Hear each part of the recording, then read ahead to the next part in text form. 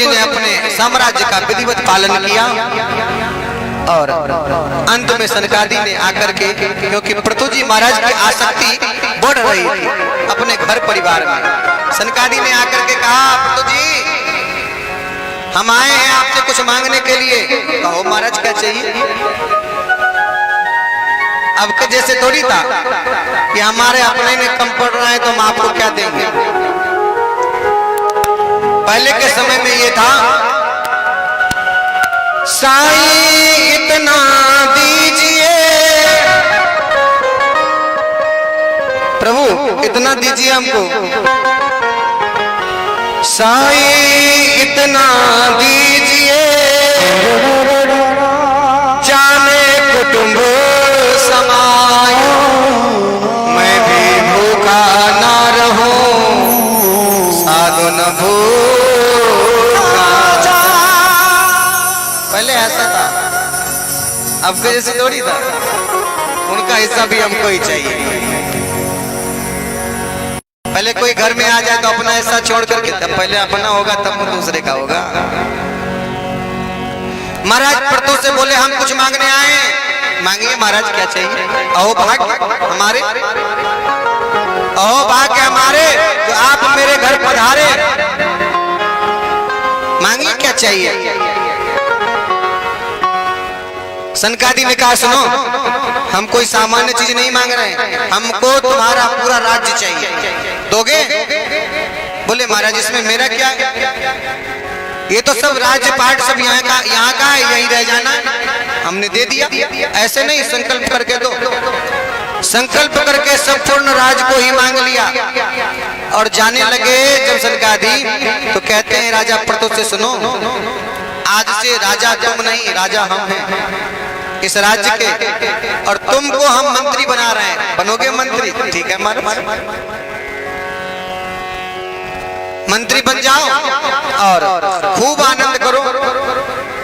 जैसे अब विचार करो, कोई जमींदार हो और अपना सारा जमीन किसी को दिया हो कि सुनो तुम जमीन से उपजा तो खा सकते हो लेकिन जमीन बेच नहीं सकते, यही तो होता है।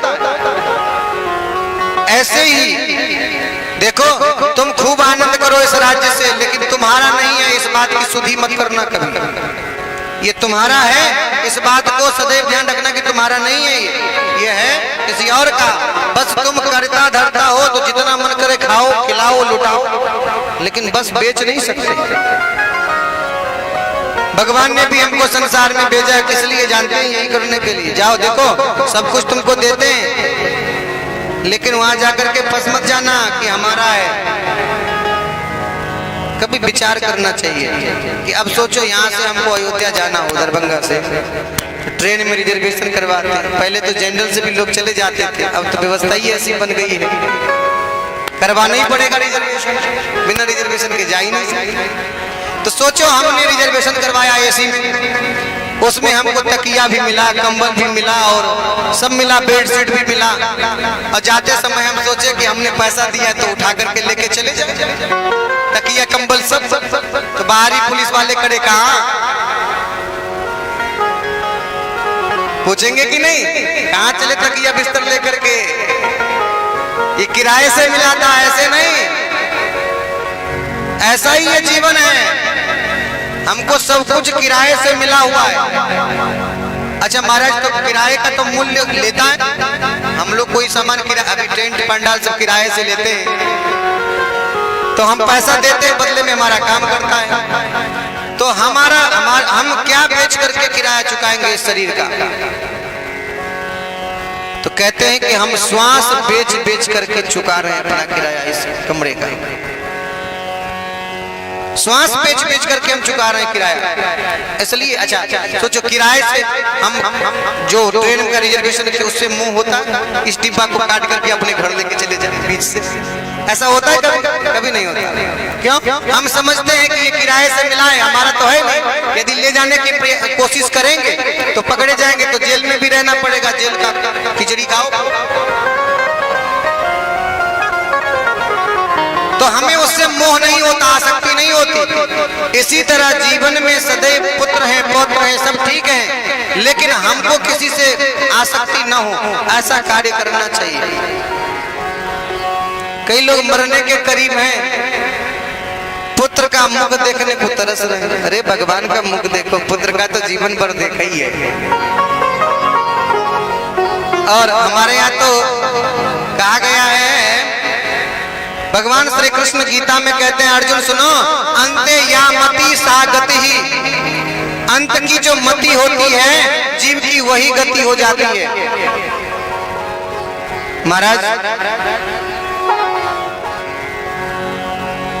अंत की मति जो होती है गति वही हो जाती है। पृथु को बहुत उपदेश दिए हैं। पृथु ने सनकादिक से कहा, महाराज आप हम जैसे आपने हमसे कुछ मांगा तो अब हम भी आपसे मांगना चाहते हैं, मांगो क्या चाहिए। महाराज हमारे 10,000 कान हो जाए,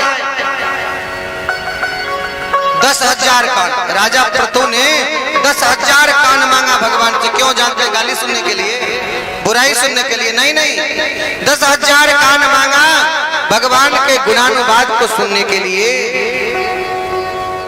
क्योंकि वाल्मीकि जी ने कहा ना, रामचरितमानस में भगवान ने पूछा हम कहाँ जाकर के स्थान बताइए, तो वाल्मीकि जी ने कहा सुनिए, जिनके श्रवणा समुद्र समाना, कथा तुम्हारी सुभग सरी नाना। प्रभु जिनका श्रवण समुद्र के समान हो जाए। कई लोग एक कथा सुनने के बाद दूसरी बार कहते हैं, अरे क्या सुनना, वही महाराज जी वही कथा बार बार कौन सुने पड़े। चलो ये नहीं होना चाहिए। इसलिए तो भागवत में ही कहा कि कब तक पीना चाहिए भागवत को, तो जब तक मोक्ष हो ना जाए तब तक पीते रहना चाहिए। राजा पृथु के चरित्र के बाद कहते हैं कि इन्हीं के वंश परंपरा में एक राजा हुआ जिसका नाम हुआ प्राचीन बरही। क्या नाम? बोलो जोर से। राजा प्राचीन बरही राजा हुए, कर्मकांडी थे, कर्मकांड कराते थे, पूजा पाठ। तो उसमें पशुओं की बलि करते थे। क्या करते थे? पशुओं की बलि करते थे। अब जब बढ़ गया, हद से बाहर होने लगा, एक दिन नारद जी आए राजा प्राचीन बरही से, कहने लगे राजन सुनो, जरा आकाश की तरफ देखो। आकाश की तरफ देखा, महाराज जितने पशुओं की बलि दिया था वो सब मुंह फाड़ करके देख रहा था इनकी तरफ। भयभीत हो गया, डर गया राजा प्राचीन बरही, महाराज ये क्या दिख रहा है। अब राजा प्राचीन बरही डर के मारे नारद जी से चिपक गया, महाराज ये क्या हो रहा है। नारद जी ने कहा सुनो, हो ये रहा है कि तुमने जितने सारे पशुओं की बलि दिया है, ये सारे पशु तुम्हारे मरने का इंतजार कर रहे हैं। कब तुम मरो और एक एक करके तुमसे बदला लेंगे। ये मत सोचो कि एक जन्म में सब बदला लेंगे, नहीं नहीं। 84 लाख योनियां इसीलिए बनाई गई हैं। 9 लाख जीव जल के भीतर हैं, 30 लाख वृक्ष पौधे पत्तियां हैं। ऐसे ऐसे गिनती है, जानवरों की संख्या अनंत है। सबकी गिनती मिला करके 84 लाख योनियां बनाई गई हैं। इन योनियों में जीव को जाना ही पड़ता है। महाराज अब इससे मुक्ति कैसे होगा। नारद जी ने कहा सुनो, हम एक कथा सुना देते हैं, उसको समझ जाओगे तो समझ लेना कि तुम्हारी मुक्ति निश्चित है। ठीक है नारद जी, समझने का प्रयास करूंगा। नारद जी ने कहा सुनो, 2 मित्र थे। क्या? 2 मित्र। और ये दोनों मित्र है कौन?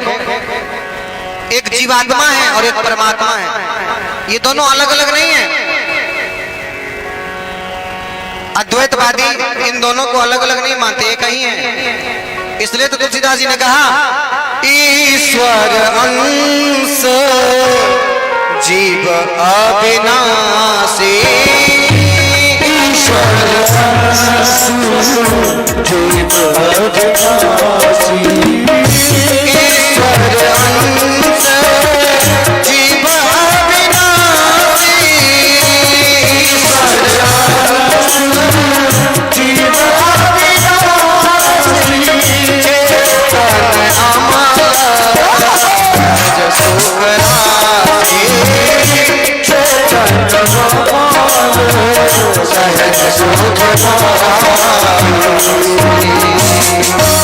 ईश्वर का अंश कौन है? जीव। ये कोई अलग नहीं है, ये ईश्वर के ही अंश हैं। और वेद ने तो कहा ईश्वर और जीव क्या है जानते हैं? ये दोनों अलग नहीं है। सुवर्णा वेदो सदृशो सखायो। जीवात्मा और परमात्मा शाश्वत सखा है।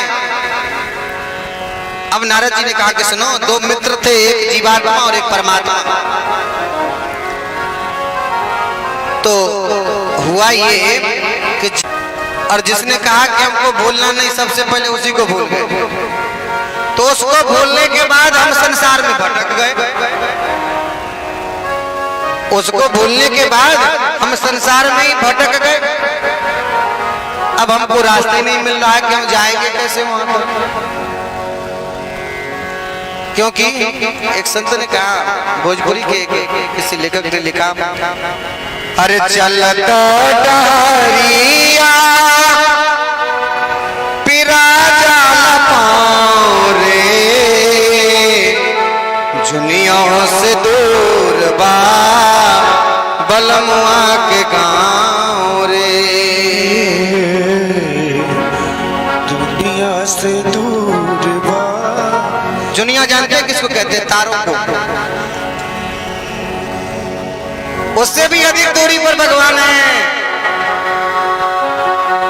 तो इसलिए डगर में चलते चलते रास्ता मत भूलिए। जिसने कहा तुमको भूलना नहीं, सबसे पहले हम उसी को बुलाते हैं। और यही कारण है कि हम संसार में फंस जाते हैं आकर के। भगवान ने कहा हमको भूलना नहीं, कोई परेशानी नहीं होगी। नाम न भूल जाना तो कम से कम नाम तो याद रहेगा। नाम तो याद रहेगा कि नहीं? अरे कोई नाम हो, चाहे कृष्ण कहो या राम, जग में सुंदर है दो नाम। लेकिन उन राम कृष्ण के नामों को छोड़ करके हम चुन्नू टुन्नू क्या क्या नाम रख रहे हैं। बस वही नहीं रखते और सब रखने लगते हैं। उसी में किसी ने धुंधकारी रख दिया तो धुंधकारी हो गया। इसलिए नाम भी विचार करके रखना चाहिए।